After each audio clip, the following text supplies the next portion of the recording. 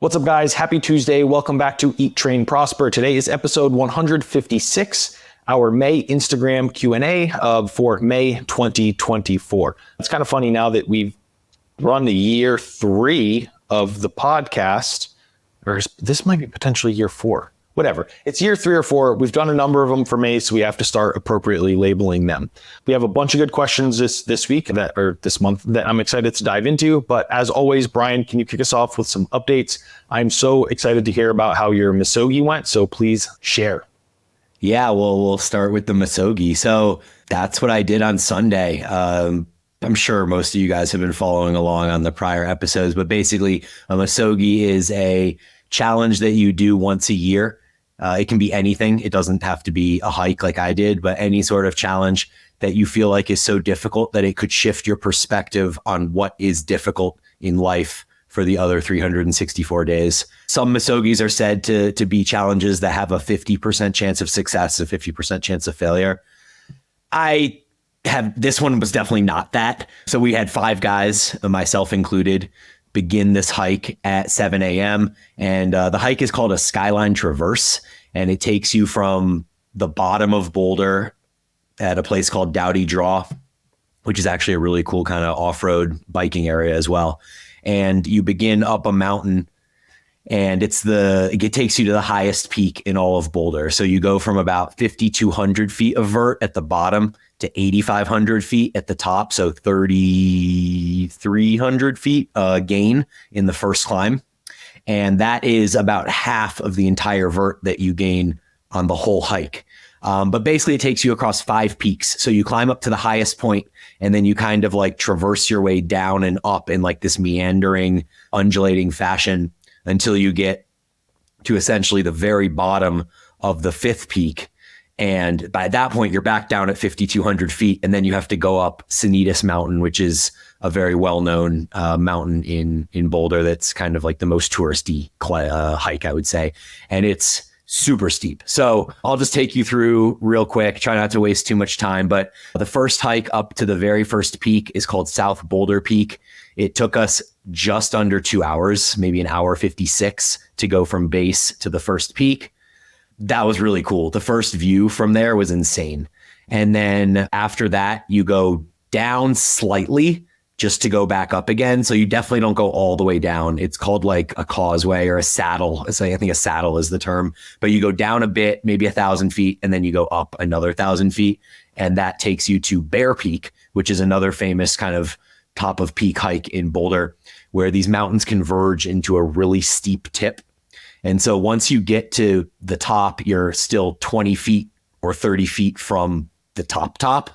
And you have these rocks without great foot grip that kind of form this super tall peak cone thing at the top. And you need to get to the top basically so that you get this incredible panoramic view of everything on all sides. You can see like the Continental Divide, snow-capped mountains in the distance, and you can see ski slopes from up there that are like, an hour and a half drive away, but you can see them from the top of this mountain in Boulder.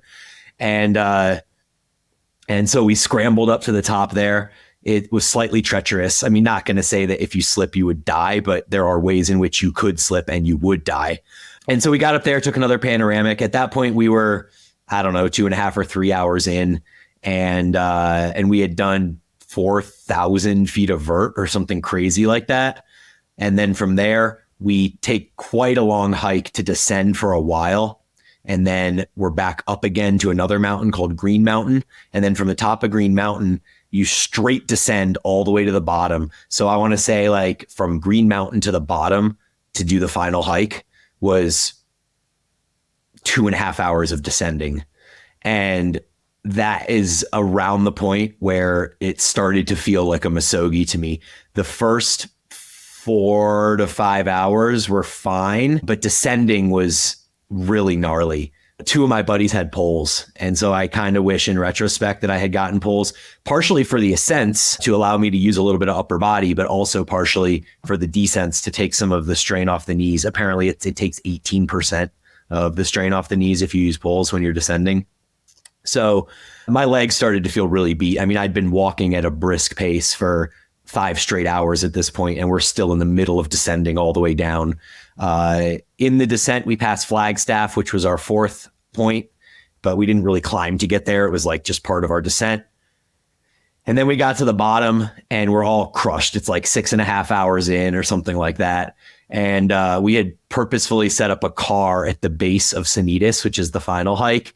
And we had replacement water because I had gone through 5 liters of water already in the first 6.5 hours. And so we had replacement water, we had some snacks, and we just kind of sat around for, I'd say no more than 10 minutes because, you sit too long and you don't want to get going again, but your legs are smashed. You've been on them for 6.5 straight hours. You really want to relax them. So we sat down, we drank a bunch of Gatorade and just kind of chatted for 10 minutes and then boom, hit it. And the final hike was really hard. I mean, it's the steepest one of the 5. It's also the shortest, but it's the steepest. And this one is 1 mile of total distance covered, but you gain over 1,000 feet of vert. So that means that the average grade is over 20%. So you're essentially like, we call it stair stepping. You're literally like on a stair stepper the entire way for an entire mile. And so I think that took us 45-ish minutes to get to the top. And we summited at 7 hours and 26 minutes from the start. And then we had to descend down Sanitas. And I actually think descending down Sanitas may have been even worse than just that other descent that I was talking about, because our legs were so crushed from the insane ascent that there was this wild contrast between the concentric of climbing a mountain to the eccentric of descending that same steep mountain. And I felt like at any moment my legs could give out. Like if I started going and you get that like slippery, sandy, rocky stuff under you, like I'd just say fuck it and just like I'm face planting, But somehow we all survived. We got back to the car at just under 8.5 hours total and went out to eat a whole bunch of food. So I have some stats from the hike that I want to pass on to you guys real quick. But first, I'll let Aaron kind of jump in if anything. Oh my God. I did have a question and I remember thinking, okay, I got to remember because I'm going to ask Brian about it. And there it goes. Did anyone's with the descent, did you run into any issues where your legs, like your VMOs started like cramping on you a little bit on the descent? So one of the guys had really bad VMO cramps. I did not. My cramps were in my anterior tib and in the arch of my foot, which were also not great places to cramp. Mm-hmm. But also one other thing I should mention about the hike is that I was torn between what shoes to use because I had 2 extremes. I had hiking boots and I have my normal zero minimalist, like no heel drop shoes or whatever they are, the minimalist shoes. And so my plan initially was to wear the hiking boots, but take the minimalist shoes just in case. As I was packing up my bag the night before, I realized I wasn't going to be able to fit a pair of shoes in my backpack with all my water and all my snacks and everything like that. And so I just decided to make the decision to just wear the zero minimalist shoes. And so it was the better decision, I think. But the problem with those shoes is that you feel every single rock and pebble that you step on. And my foot was constantly getting jabbed with things. When I would have a drop down from like a foot or a 1.5 foot rock to another rock, I'd feel all of that. And I would say, obviously my legs were just completely dead, but my feet were very, very impacted too. Luckily, I didn't get any sort of blisters or foot contusions or anything like that. They were just tired and fatigued, and being in a minimalist shoe, there's just no support. So you're gripping everything with your feet. So if you don't have any questions, I can jump into some stats real quick. So the hike was, like I said, was 7.5 hours to summit. The final one, 8.5 total to get back down to the car. I did almost 45,000 steps during the hike. And the day was 49,000 steps, which means there was a little bit of movement before and after the hike, but not too much. I burned 3,900 active calories, which put my total caloric burn for the day at 6,500 calories. And we ascended 6,000 feet of vert and covered just under 20 miles of distance. And I spent about 2 hours of time in zone 4 or zone 5. So of the 8.5 hours, 2 hours of it was zone 4 or zone 5. Luckily, the majority of it was zone 1 and zone 2 with a little bit of zone 3.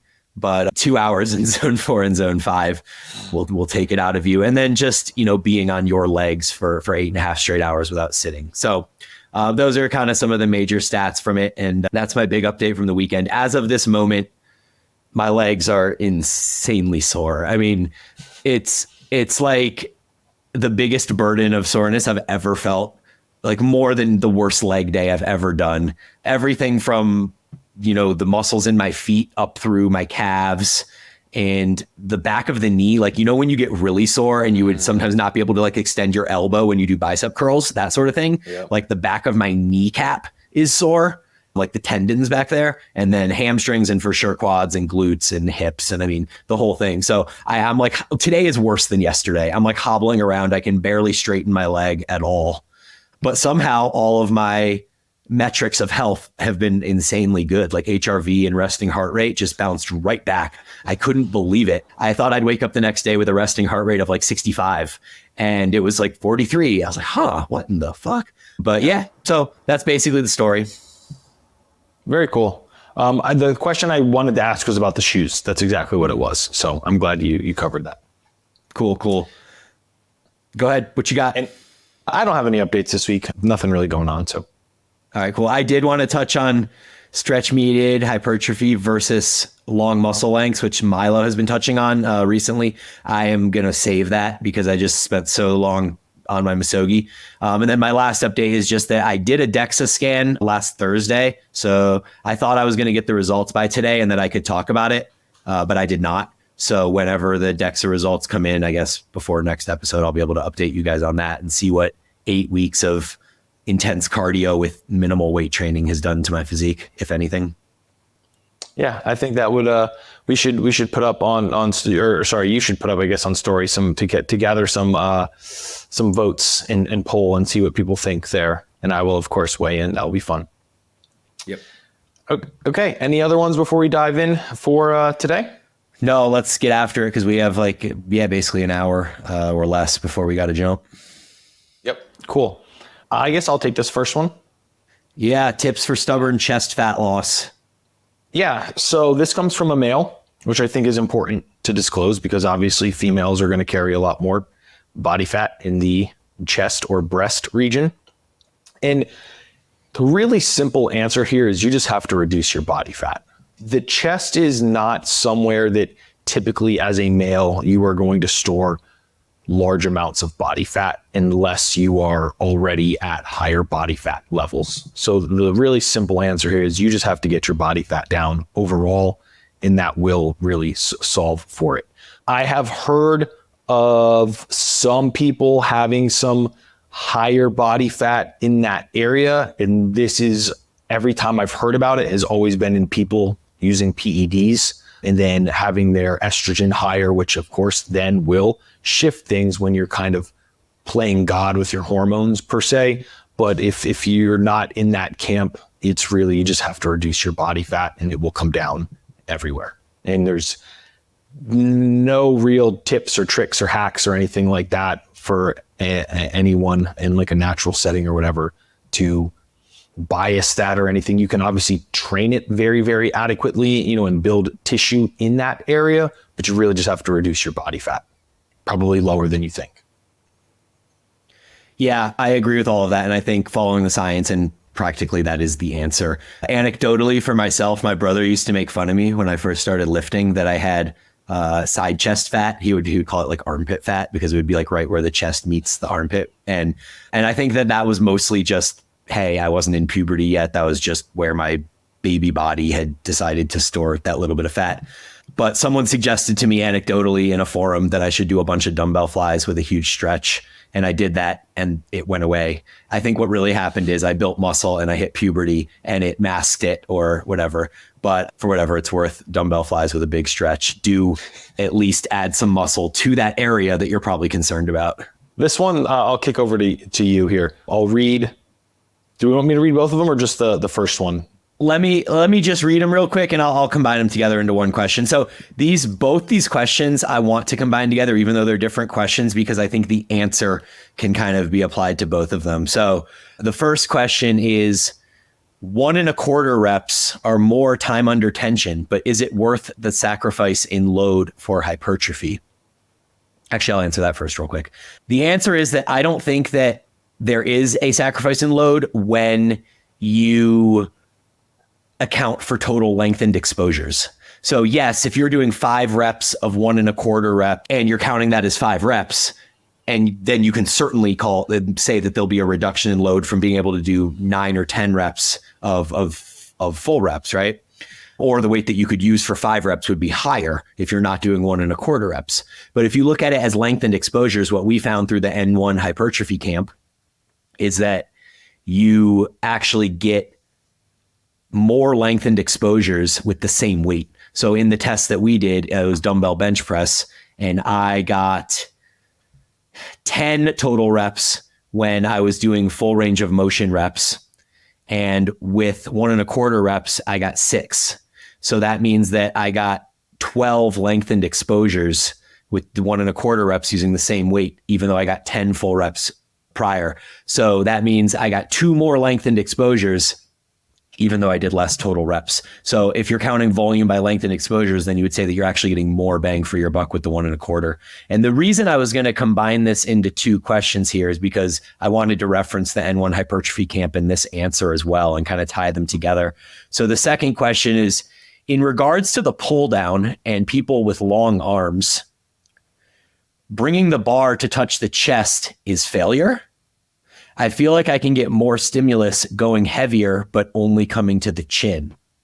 And so this also is another test that we did at N1 hypertrophy camp, where we had a pull down and we had it performed either full range of motion as 1.25 reps or straight up as partials, which is what he's suggesting. Like, hey, I'll just pull it down to my nose or my chin or whatever, not have to touch my chest every time. And because it's a short overloaded movement and it's so difficult at the point where the bar would touch the chest, that yes, it is more effective to either do partials and take them to your chin or to your nose, or just to do 1.25 reps, like in the prior question, where you can get many more lengthened exposures that way. So you'll do a full one and then, a half little partial rep and then a full one and a partial rep. Depending on your pull down machine could also change this. So like if you have one of those prime pull down machines or a Strive where you can change the resistance profile, then now you can do full range of motion reps, but you can set it at lengthened and it won't be so hard coming to your chest. But yeah, if you have a standard pull down machine that's going to be limited by the strength curve, as far as like you get weaker as you get closer to the short position, then doing partial reps to your nose or your chin, super great idea. You can use more load or you can get more reps with the same load. Anything to add there, Straker? The only thing I'll add is as I was listening to you speak, I was trying to think, okay, when I'm doing like a straight up pronated pull down, am I ever touching my chest? And the answer is like, I really don't know. It might be like an inch or 2 off. And I think like the person said in the question, like with people with really long arms, I have super long arms. And it might be like for me to get hit my chest, I might have to be like so far into the short position that it might just be like very, very limiting. Like I'd have to significantly reduce load in order to do that each time. Whereas if I just go to like whatever 2 inches off my chest, I can get a significantly better stimulus. So I think it's just going to depend a little bit. And it also depends on the bar, right? Sometimes you get those like really nice, like long, wide, flat, straight bars. But then like a lot of times the pull down bar is like a big, like a bridge sort of thing. Like some of them, it really, really depends. So I would just say like what one feels like really strong and powerful, and you can create a consistent rep cadence, not necessarily cadence, like a consistent rep execution performance. Exactly. Yeah. So there's going to be a lot of variables there. So don't think that like, if I'm not touching my chest, it's like doesn't count, because there's a lot of potentially limiting factors there. Yeah, I think there's actually a hard stop. Like there's a hard stop at some point where your scapula just gets in the way and you can't pull any further unless you either jut your body a little bit or do like some momentum based stuff. So I would say touching the chest probably is unrealistic in most cases. But whatever the short position is for you, if that's an inch or two off your chest, I still think that, it could be potentially more effective for you to do even shorter range of motion reps and stay more in that lengthened range given, the current state of the research. This one I feel like makes the most sense to kick over to you because you have a lot more experience in this one. How would you program for a small group of 4 people for 45 to 50 minutes strength session? Yeah, I wish I had a lot more details on this question because I don't know what their gym setting is. Like, are they just in like a CrossFit style gym with all free weights? Are they in a commercial gym and it's like a personal trainer running a group session where you're dealing with, standard gym members? Or do you have like a private studio where you have 10 different machines and you have 4 people and you can work them through literally in any way that you want? And so I feel like my answer changes entirely based on that. And so I don't exactly know how to approach this because I'm not going to spend 15 minutes and break down every single one of those scenarios. But I think that using antagonistic paired supersets, so maybe you're holding down 2 machines at a time, is probably the most realistic route that would span across all the examples. So if you have 4 people, you have 2 of them on a pull down, you have 2 of them on a chest press, and then they will do their sets alternating back and forth with their partner. And then the pull downs will alternate back and forth with their partner. And then they switch. So now you've held down these 2 machines, you've switched. They do the same thing. They do the same thing. You pick 2 movements, you antagonist kind of break them down like that as well. I think that works pretty well across all the different examples of how this could be laid out. And yeah, I feel like there's this is almost could be an entire episode. So I feel kind of lost where to go from here. What are your thoughts? Yeah, I mean, I really like the antagonistic supersets. Like you said, I think making the most amount of assumptions around we're in a, some sort of commercial facility sort of thing, that is the best use of efficiency and time because you're having the other 2 people hold down the other as you're switching. I would say, I mean, it is hard because you have to make a general assumption around the capabilities, goals, and skill levels of all of the 4 people in the group. I would probably focus on the major 7 movement patterns, and I probably wouldn't do really any deviation from that. Like, I'd be hard pressed to be programming like lateral raises for in this setting or something like that. So I think it would be, make assumptions over what is the kind of, what's the word I'm looking for? Similar goal across everyone. We need to be able to move well? Is there any limitations of anyone that would significantly limit the what we could do with the group? So really know what your kind of goal is from a high level of what would be like a pie in the sky thing, and then bring in the limitations of anyone in the group and obviously any other constraints. And then really just try to develop a really robust and comprehensive program of the major movement patterns. Yeah, I think your point on staying with mostly big compound movements is also great because the part about 45 to 50 minutes, it means that you're quite limited. So I wouldn't be, executing really long rest periods between sets or anything, given, what we know about training density and how volume tends to drive hypertrophy, or at least that volume can be a replacement for rest. So you can do more rest and lower volumes, or you can do less rest and higher volumes. I think in this case, because you don't have as much time, you kind of need to lean on more volumes with less rest and just get as much work as you can in. So antagonistic paired supersets, big compound movements for each muscle group, get the most bang for your buck and get them in and out. Yep, I agree. All right, next one here. Yeah, I'll kick this one over to you. Okay. What are the actual differences between men and women for training and nutrition? So I think first we'll break down training. There's actually very, very recently a meta-analysis came out on this. I want to say it was from Martin Ruffalo. Please, I might be wrong on that. So apologies if I'm wrong. But I literally think it was like last month. And with training, what we find is from a relative standpoint, right? There really isn't much, right? Women can grow from a relative standpoint about just as much muscle as men do. Men typically start with more. So the absolute delta is typically different, but that's just because men typically start with more. Now I know Brian can obviously touch on this probably a little bit better than I can. Historically, I think we see that women tend to handle higher volumes a little bit better.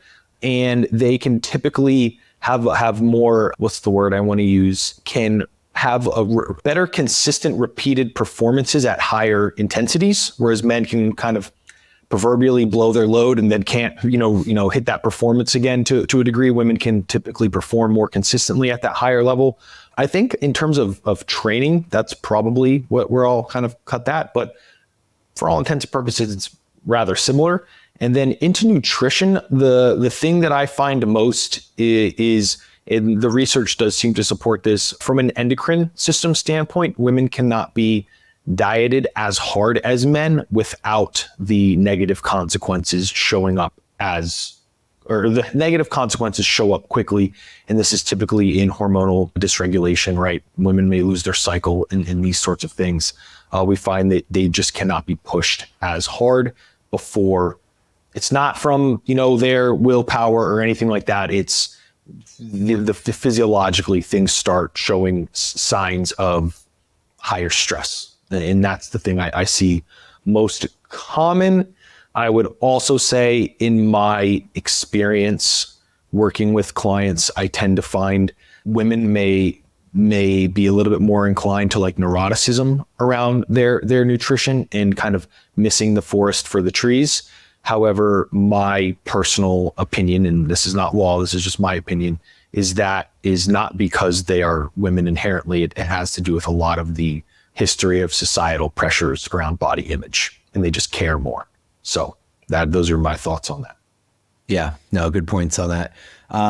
So to what you said about women handling more volume, it does seem that to be the case, but it's literally to the tune of 10 to 20% more. So I think a lot of times people get carried away and they think, oh, women can handle more volume. And it's like a guy is doing 10 sets and he's making gains. That woman needs to do 20 sets or 30 sets to make gains. Like that's a 200% or 300% increase. When you're talking 10 to 20%, you're talking like the guy's doing 10 sets, the girl's doing 11 or 12. So it's not a significant difference enough to really, in my opinion, dramatically change results. Of course, there's going to be outliers. There's going to be male outliers that can handle more volume and female outliers that can. And so I think a lot of times those voices that are females that can handle a lot of volume are the ones that you're hearing being like, women need 30 sets or whatever it is, because look at me, I've done 30 sets. So I think you have to be careful of that and just kind of, reflect on what the science actually says there, which is, hey, you can do a little bit more. Aaron also mentioned better recovery. And that's true both in session, like between sets. Women can potentially rest less, which may just mean that they can do that extra 2 sets per muscle group or whatever it is in the same amount of time. But women also tend to recover better between sessions. So they maybe can do higher frequencies and things like that. Beyond that, I think, that's the hard science of the differences between men and women. I don't think there's science to support cycle syncing at this point. In fact, there seems to be evidence to the contrary. And beyond that, I think it comes down to a lot of personal preference. Like, hey, I might want to spend more time on my glutes and less time on my chest or something along those lines, but you definitely don't have to. So, the way I program Paragon is that the physique programs usually have slightly less chest and slightly more glutes, slightly more delts and upper back to compensate for kind of less chest. Not huge differences though. Like we have plenty of guys that follow the program and don't really even notice any detriment, or they're like, hey, what can I do to get more chest? I'm like, just add one chest exercise at the end or whatever. So there's a number of ways around that. But either way, yeah, I think the actual differences are minimal. And so I don't think you need to be too concerned about that. Just minor adjustments here and there. Okay. I'll kick this one to you, and then I obviously have my thoughts on it, but I'm definitely curious to yours. I think I'm addicted to exercise. Definitely dependent. Is there a point where it's unhealthy? I love this question. This is probably my favorite question. There's a lot of good questions this week, but I love this question. So yes, there's definitely a point where it's unhealthy, but I think that point is really, really far away, like really far. I would call myself dependent on exercise as well. I don't want to say I'm addicted to exercise because I don't think it's unhealthy. And I think that addictions have this association of being unhealthy. But when I reflected on this question, I was like, how much do I actually exercise? And I calculated kind of the total amount of movement that I do across a day or a week.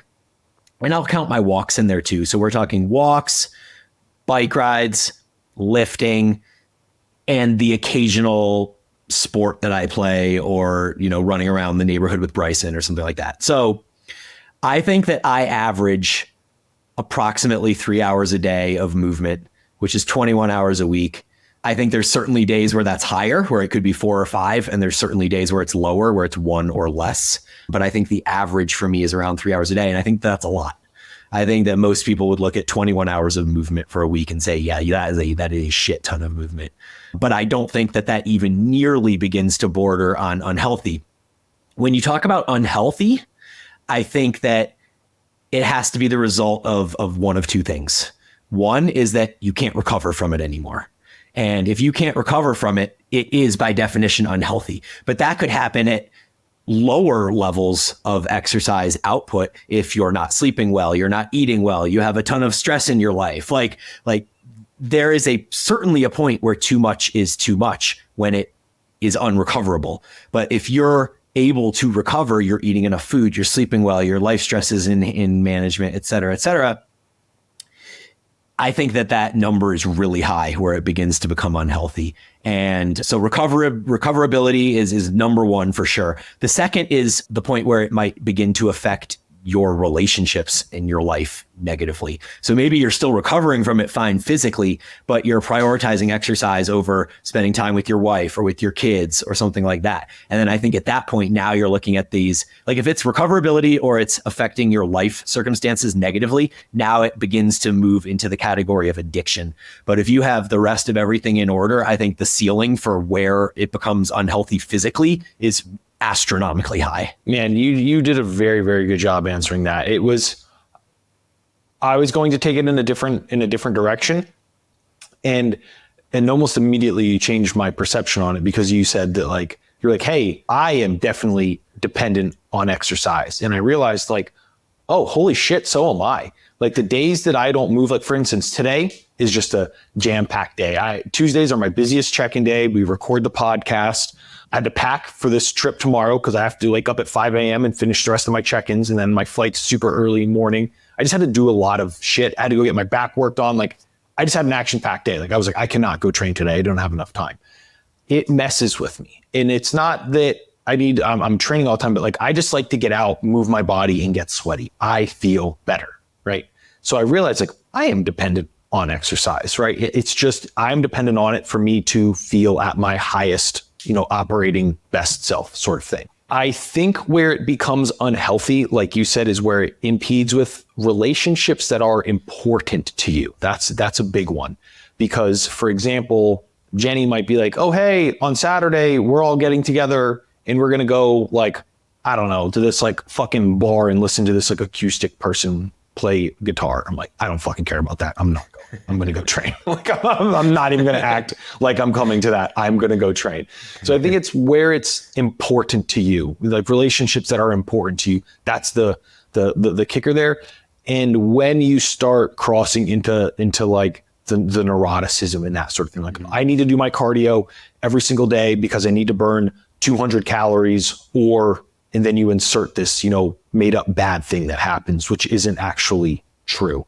I think that's where it borders on unhealthy, where the fears are effectively baseless, or you create these stories that you tell yourself that if I don't do X, then Y is going to happen, even though that's not true. So I think and that is one, I've had that with clients, again, typically female, who are just doing insanely high amounts of cardio, and we'll be in a gain. Literally, they want to build muscle, but they are very, very hesitant, on borderline refusal to pull back the cardio to a reasonable degree, because they're so attached to it and they think that's what they need to not get fat. So in those cases, I would say it's unhealthy, because you have irrational fears around it at this point. But identifying where you are on that scale, I think is important in helping you determine if it is unhealthy or if it's perfectly healthy.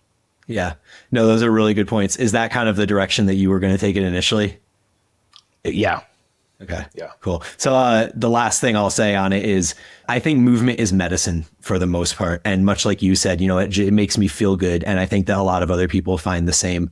And if you actually look at the studies of where it becomes detrimental, I mean, the increases in mitochondrial function, which have the downstream effects on, glucose control, metabolic control, all of these different parameters, cardiovascular health, they just keep going up. They keep going up, and there really isn't a point where it becomes detrimental until you're at like pro cycling level where, you're training 30 to 40 hours a week and your body begins to break down into a catabolic state. And so I do think that ceiling is extremely high. And the last thing is, so there was studies done on the hunter-gatherer tribes that are still around, like the Hadza and stuff like that. And they found that they tend to move 4 to 6 hours a day. And so, I'm talking about, I move 3 hours a day on average. They're moving 1.5 to 2 times as much. And that is, I believe, in compliance with the way that the old tribes used to move, 10,000 years ago. Yep. Very good additions. Thoughts on high reps, like 20 plus when prioritizing leg growth? Go. I think it has its place. However, I would be very hesitant to train all of exercises and all sets like that. For example, and I believe I've talked about this on the podcast before, a very common programming incorporation that I'll use for newer clients that I'm trying to get them to train harder is a Widowmaker set on a leg press, 20 reps on the leg press. And I use it as pretty much a teaching tool for people. And I think like you take one of those, like you do it properly with adequate load, like 1 RIR, and it's an actual 1 RIR and not a 5 RIR. The stimulus is insane and you only need one. That being said, I think the leg press is a very good example of that because your core is effectively supported through gravity and being, pigeoned into the machine and those sorts of things. Doing things like RDLs and stuff, I think, core and grip becomes limiting factors and stuff. So I think it has its place if you were like really short on time, and you were doing like, hey, I have like 30 minutes to train. I might do that. You might do like 2 of those on the leg press and like 1 on the leg extension or something like that. And like, there's your quad day, 3 sets sort of thing. But I think it is exercise selection dependent for the effectiveness for obvious reasons. Yeah, I think there's certainly value in that. I mean, you and I both remember the 20 rep squat program from back in the day. And that's as much of a nightmares about that as shit. Anything. Yeah. But I mean, it's extremely effective. It is. I was writing about it on my a lifters story, my new Instagram thing on one of my posts. I was talking about how that's how I started training, literally was with 20 rep breathing squats and pullovers. So I do think there's significant benefit, especially for legs, to going up in high reps. I don't really know why legs seem to be so responsive to that, especially because like we walk around on them all the time. So you'd think that they would be less responsive to higher rep sets, but maybe that's exactly why they are responsive to them under load. That is the potential drawback or negative of doing high rep leg sets is that I think oftentimes, even in advanced athletes, that failure is feigned or masked by the discomfort that you're experiencing. High rep leg extensions, it's that lactic acid metabolic metabolites that kind of build up in your thigh and you feel like you want to quit, even though you probably could do more if you legitimately had a gun to your head, right? When it's squats or hack squats or something like that, it's more systemic. And it's like, oh my God, like I don't know if I'm going to survive if I try to do this again, less the burn. It's more the actual sense of fearing death. And so I think it takes a special, unique person who's a little fucked up to do high rep sets of leg stuff. And so more power to you if you're that person. I think there are definitely gains to be had up there. Just proceed with caution. Yeah. I think that more so than any other term of this use is like the devil is in the dose, right? Like one set most people can handle. If you turn your entire leg day into 20 rep sets, like you're in for a bad time. Yeah, I would probably do it as some sort of like reverse pyramid where it's like a top heavier set and then maybe a back off set or 2 back off sets or something like that. Mm-hmm. Yep. All right, I'm going to kick this one over to you. Pros and cons of smart coaching apps like Macrofactor or Carbon as compared to working with a real coach. Yeah. So the interesting thing here and why I love answering this question is I've detailed before on the podcast, like in my past, I was a software engineer. I built and worked on like very complex systems. You have to build against a set number of constraints, right? And it's when X happens, then Y, or if X and Y happen, then Z, or if X, Y, and Z happen, then A. The difficulty with the coaching apps is they do not take into account the client psychology. And what we know is that that is literally the number one factor in success or failure outcomes with nutrition, right? From a math and science standpoint, the coaching apps are perfect, right? And for the right type of individual, they never need, I don't think they actually do need to ever hire an online coach or an in-person coach or anything like that. They are the small percentage. The majority of people need, like, from a coaching standpoint, they need the X's and O's for sure, but it's circumstantial. And like we've talked on, numerous times in this episode, when people have irrational fears or they're like, oh, well, I fucked Thursday and Friday up and went way over. I'm just going to rob from Monday, Tuesday, and Wednesday to like make up for it. And that's something that a lot of the algorithm apps will do. The downside is that just creates a vicious cycle of like, if I fuck up here, I can just pay for it here, right? And it's a vicious cycle that many people get themselves in, and many people never get themselves out of it. And I might be biased, right? Because this is literally how I earn my living and that sort of thing. But I have zero concerns about the coaching apps coming for my business because I understand that. And the overwhelming majority of my successful client like transformations and stuff are psychology transformations that we then get the physical parts like after. It's very rare do I have someone who comes to me and pretty much already has all the answers and I'm just guiding. Like I do have some of those, but it's not the majority. Yeah. What are your thoughts, B? Yeah, I don't have a lot of thoughts. I've never used one of these apps. I've never even really seen one in use. I've never taken myself on that journey. I've talked to some people that have. I know some people are really big fans of them.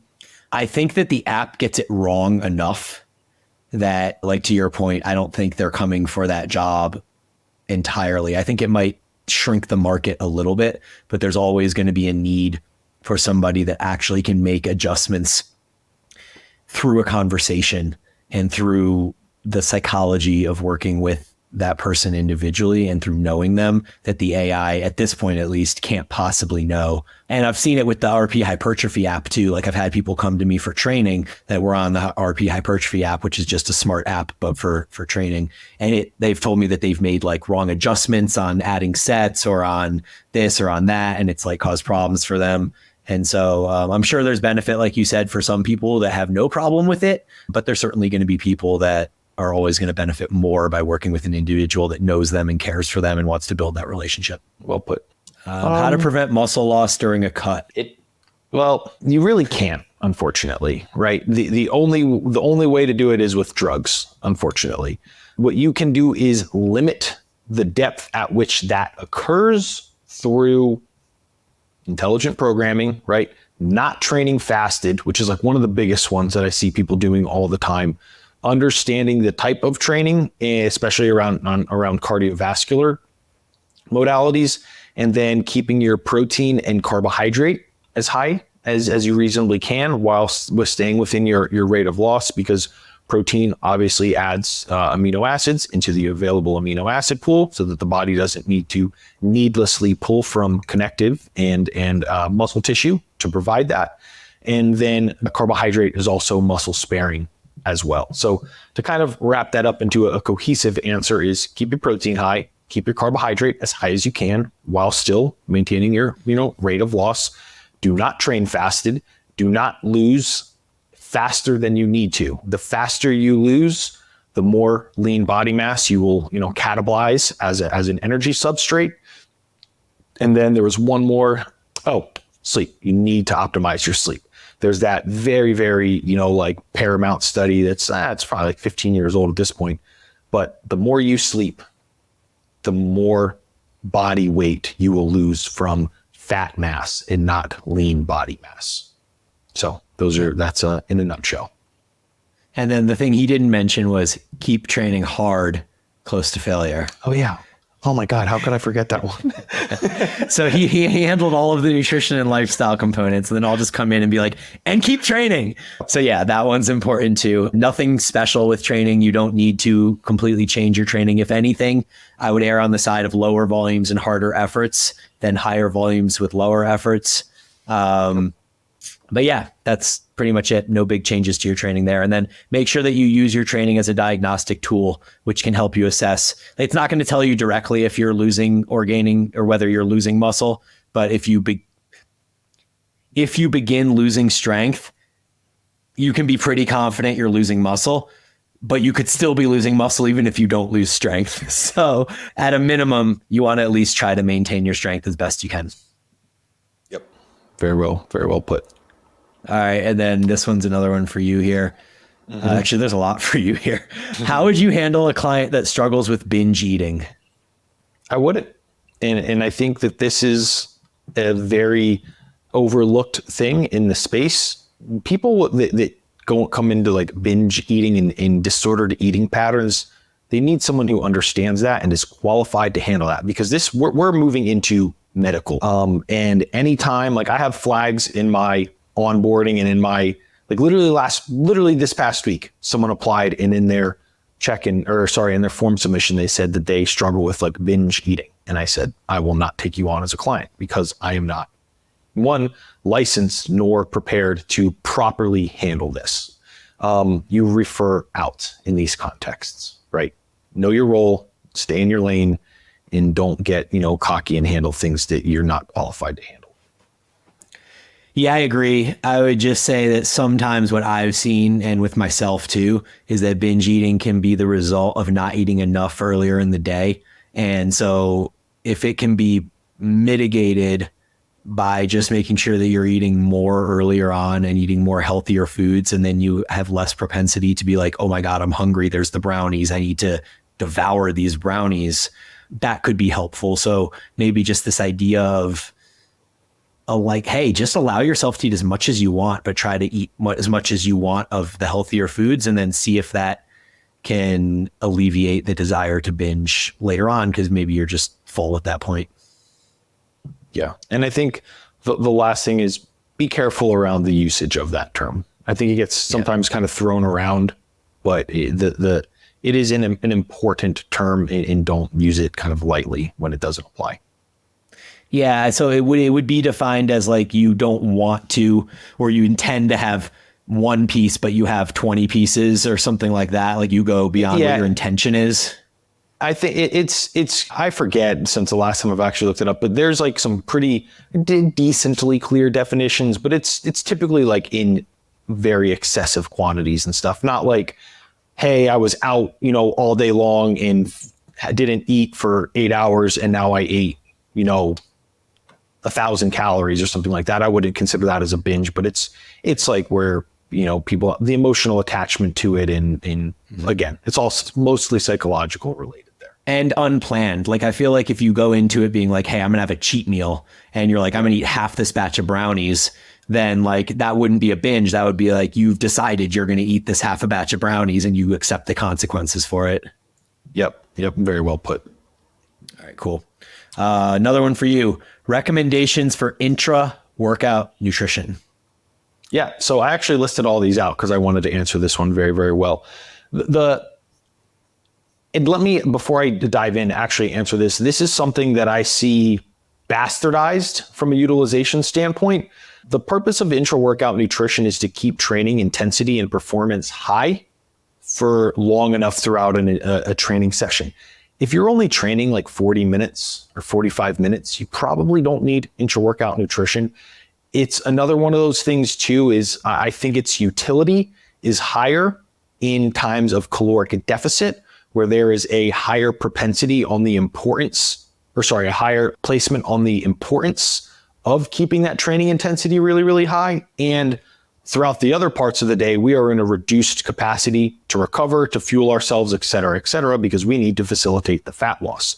So we bring in intra-workout nutrition to help keep training performance high throughout the entire training session, typically in training sessions like longer than an hour, right? So I think that's an important context. If you're a male, 20% body fat, who's eating at maintenance, probably and trains for 45 minutes to 60 minutes, you probably don't need intra-workout carbohydrate.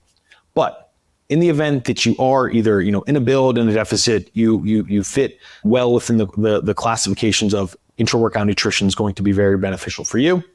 Some of my favorites here are Gatorade or Powerade powder. That's actually going to be my top choice. When I have choice, that is what I'm using. Dextrose monohydrate, which is basically just like a glucose derivative. Orange juice, pomegranate juice. I believe the pomegranate juice has a higher concentration of nitrates, if I remember correctly, and then that can help with like improving blood flow and pumps and that sort of thing. Highly branched cyclic dextrin, also sometimes called cluster dextrin. That is, if we had to objectively boil down like the best, I think that is the best. Now, how does that actually translate to you as the individual? I don't think it does. It's the most expensive. I have used it extensively in the past. I cannot say that I think it warrants the additional price over the $8 per 5-pound Gatorade tub at Walmart. And then lastly, gummy bears or Sour Patch Kids, which you probably see the TikTokers and powerlifters doing. If you go back to my original point, powerlifters are the definition of people who do not need intra-workout carbohydrate in 90% of contexts. The downside of these, I feel like, is if you go back to where I first, alluded to this, the utility of intra-workout carbohydrate is highest in a caloric deficit. I do not think it's wise to purposefully include candy in your caloric deficit because it's never going to scratch that itch. It's only going to be enough for you to constantly remember what that itch feels like.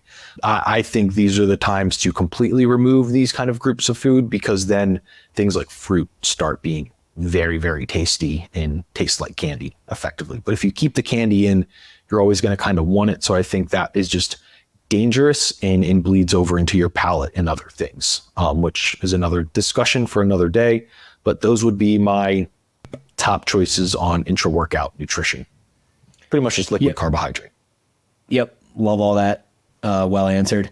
Just as a housekeeping note, I moved the other two nutrition questions to the very end because I need to go in 10 minutes. So hopefully I can get through these next 4 that are more directed toward me, and then you can handle the last 2. Yep.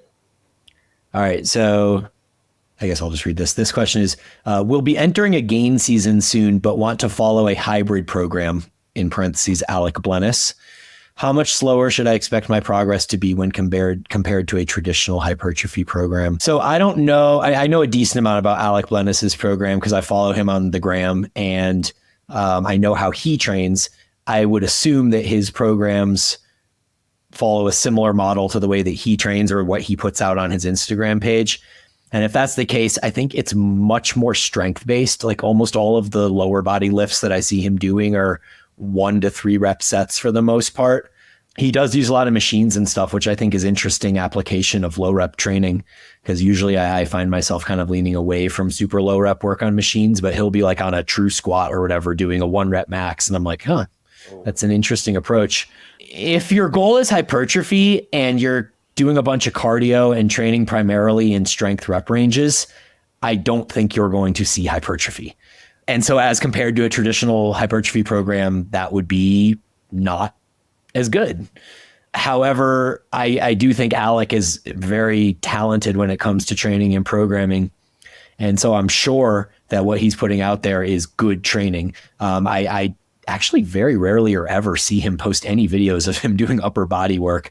Occasionally he'll be doing like a 1-arm lat pull down or something like that. But I believe that his upper body work is done in more of the hypertrophy rep ranges, at least from what I see.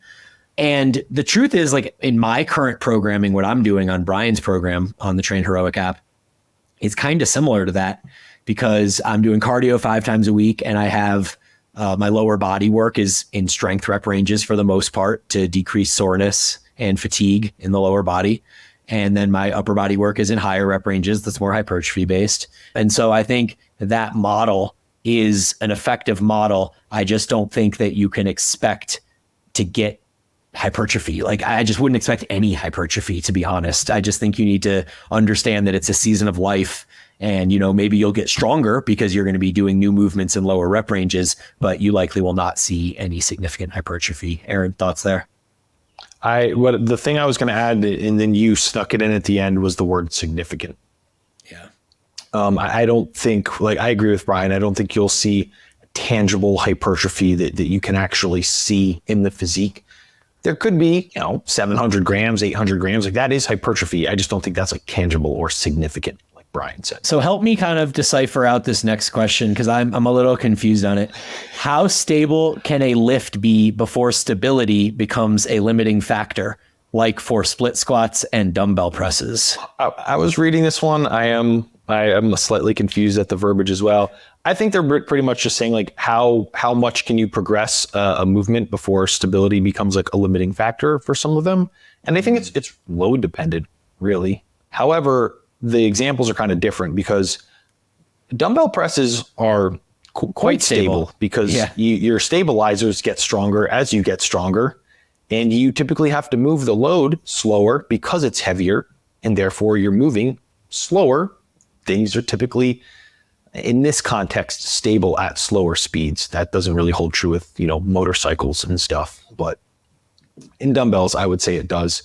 Now, for split squats, it depends on the type of split squat. For example, if we're doing like a front foot wedge, rear foot elevated split squat, you're limited by the load because of the complexity of the movement. So it's stable enough. Typically, the example that comes to mind for me here is a Bulgarian split squat, in which whenever I perform it, whenever I have clients perform it, I have them perform it supported so that stability is not a factor. And typically for me, how I, coach with my clients and stuff, if stability is a limiting factor in an exercise for us to progress, we add in stability so that it's no longer a thing. Balance or stability. I never want that to be a limiting factor. So we'll make some modification to where we are more stable so that we can continue to produce force and progress. Yeah, thank you for helping to figure that out for me, because I wasn't sure. I was looking at it, I was like, wait a minute, those movements, like split squats, aren't stable and dumbbell pressing is stable. So yeah, I was a little confused by it, but that definitely helps. I agree with everything you said. My suggestion would have been to add stability to the split squat as well, but then loading can become a problem. So this is where I've personally found that if I'm holding one dumbbell and holding my other hand supported, I don't have enough weight to actually get the stimulus that I want to get out of the split squat unless I put it at the very end when I'm already like super fatigued. Mm-hmm. So if it's a primary movement, I feel like I need to do the split squat with a safety squat bar and then holding on to the power rack, like what's the name of that kind of squat you're Hatfield squat. Yeah. So I do like a Hatfield split squat where you're holding the power rack and you have the safety squat bar resting on your shoulders. That's been really effective for me, and I've been able to get up into some really heavy weights. But yeah, stability is a concern. Otherwise, I wouldn't want to be doing a back squat, split squat, like with the barbell on my back. We used to do this in CrossFit. I remember getting up to like 225 for 8. And in retrospect, I'm like, that was pretty dumb. Like one little misbalance or anything, and there's 225 on my back and I'm falling over. So I wouldn't do that anymore. But yeah, I do think stability is important. And I think both of those movements are plenty stable. Worst case scenario, if the dumbbell press begins to feel unstable, you can switch to a machine or a cable press as well. All right, strength training for a golfer. This one I'm just going to punt over to Cody Westcott Golf. So check him out on Instagram. Cody Westcott with 2 T's golf. He'll show up. He has, something just under 100,000 followers. He's pretty legit. And then I think these last 3 questions I will leave for you, and I'm going to bounce and go get the kids ready for school. I have a really quick question before you go. Yep. In the next question, do you have any idea what the capital BS stands for? Oh, bullshit. It should say or just bullshit. Sorry. Oh, okay. Great. Okay. Yes. Thank you. Okay. Yep. All right. All good. Catch you guys next week. All right. See you, Brian. Yep. Okay. So next question. Is it possible to increase your metabolism, or is it just bullshit, which I've just learned? So yes, but not really in the way that you would think. The first is you increase the amount of muscle mass that you have, right? Muscle is significantly more metabolically active than fat tissue and requires more energy to sustain. So if you have more muscle, your body will inherently consume or require more energy to sustain it, right? So that is the kind of simplest, most straightforward. If you would like to just have a faster metabolism, you can just increase your muscle mass, right? So that's one. The second is improving cardiovascular fitness, right? And this one is, it's not the same in that point one is that it's going to inherently like increase your metabolic rate, but your kind of metabolic efficiency in the operation of everything will be better, and your body will better partition things. So the metabolic flexibility is a term that's often kind of thrown around there. That would be number two. And then a third one that I kind of thought of that I did not write down is a very quality functioning thyroid. So thyroid is really the best way I've ever it's been described from my understanding is it's kind of like your thermic or metabolic thermostat in your body. If you have a higher thyroid, your body runs, hotter, quote unquote, and you will expend more energy because of that. Conversely, and what we more commonly see is a lower thyroid, and your body runs, colder and isn't expending as much energy. Now, the next question becomes to what, degree can you improve your thyroid? If you're deficient in things, or there is a history of like underfeeding and those sorts of things, it can be downregulated. The three kind of most important nutrients to bring in for the thyroid is iodine, selenium, and L-tyrosine. One of my favorite things to do with clients to get the selenium in is just to introduce a few Brazil nuts per day. It can literally be like 3, very, very low amount there. And then not to be over dieting for too long, unless we're coming through like, being very overweight and unhealthy and needing to diet for that long. But those are kind of the three things. Increasing muscle mass being probably the largest thing that you have direct control over. If the thyroid is downregulated, you can get some lab work and start incorporating foods that provide the kind of raw nutrients or ingredients needed for optimal thyroid production. Get some things checked, and then potentially you may need to go speak to, a doctor, a practitioner, something like that, who can help with medical interventions of increasing thyroid. And then the cardiovascular fitness, it can help a little bit as well. So I wouldn't say it's bullshit in the way that most people speak about like stoking your metabolism and all of these things. I would say that's largely bullshit, even if it's true in very acute situations. That doesn't actually scale to any meaningful change, but you can scale to meaningful change through increasing muscle mass 100%. Next question is, this is coming from a male. Estradiol is on the low end, lifestyle and sleep and body fat is all in check. So the most important thing to point out here is I have fallen victim to this in the past. I also work with numerous clients around this, chasing optimal levels across the board on lab work, on bloods. And it's important to understand is like the reference ranges on lab work is the lab gets a population of people. And it's like, okay, of this entire population, here is the low end that we see through the population. Here is the high end. You know what I mean? But it's not like each person's going to be different. So we're picking like effectively the worst of some people to create our low end and the best of others to create the high end of the reference range. One thing that now with estrogen, right, everyone's a little bit different, unfortunately. And the genetics and stuff play a massive role in this. Same way with once people talk about like testosterone, for example, especially with exogenous testosterone, many people have different levels where they run into estrogen problems, right? this is something that I experienced, it was very real for me. My high estrogen problems showed up at a pretty low estrogen level, whereas I have friends that I talk to whose estrogen levels were literally double mine and had no problems. So it's hugely individual, and I wouldn't needlessly try and chase numbers so long as you don't have symptoms of low estrogen, which are going to be kind of the bones feeling brittle, the joints feeling dry. Libido can be negatively impacted if estrogen is too low. If you feel fine, if libido is good, if your joints feel good, I wouldn't try to needlessly chase things, up. Next question, same person related to the first one, is suggestions for boosting free testosterone. Sex hormone binding globulin is not high, and total testosterone is 600 nanograms per deciliter. So the only thing that I have seen that the research is okay, I wouldn't necessarily call it definitive, around increasing free testosterone is boron.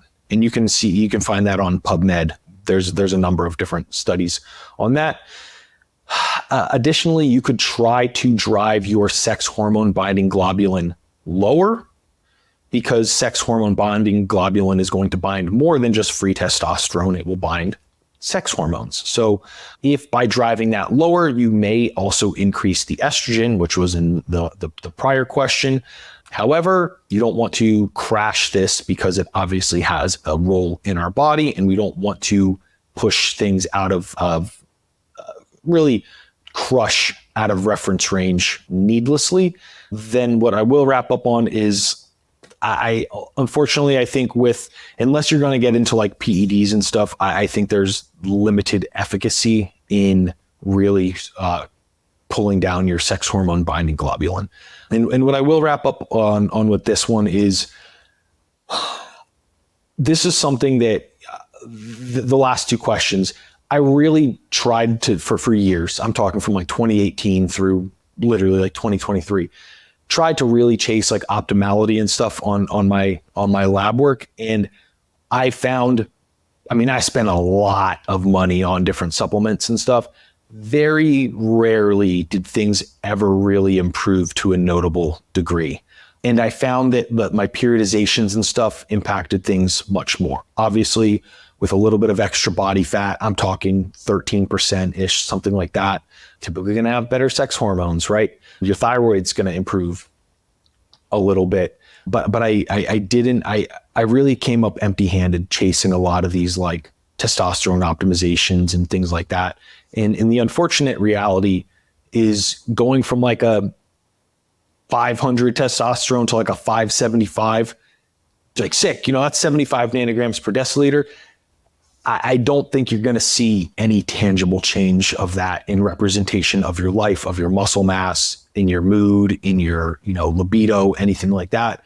We're talking like multiples for things to kind of see changes. If you're someone who's like on the very, very low end, if you have like a 200 nanograms per deciliter testosterone and you double that to like 400, you're probably going to see an increase in the quality of life. And we also see things like improvements in lipids and that sort of thing. Then going from like a 400 to an 800, potentially, but you're moving from a little bit below optimal upwards towards optimal. You may notice something, but it's probably not going to be as profound of going from 200 to 400.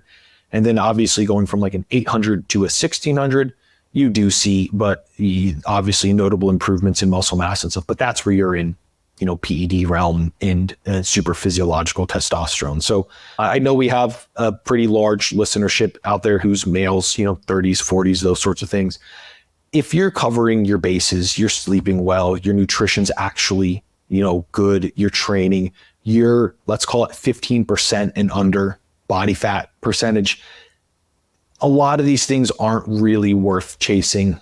Some of them that may be worth looking into is like the Fedosia agrestis and Tonkat Ali. Hopefully we'll have Brian give us an update on his in a couple months. It's hard to recommend these things because I just haven't seen enough real world evidence of their efficacy, unless it's on the population who actually applies to, which isn't as common as we're otherwise led to believe. So I'm going to wrap this episode up right here. Hopefully that was informative and helpful. If I missed anything, by all means, you can reach out to either Brian or myself on Instagram and we will give you a clarification. As always, guys, thank you for submitting quality questions for us to produce these monthly episodes.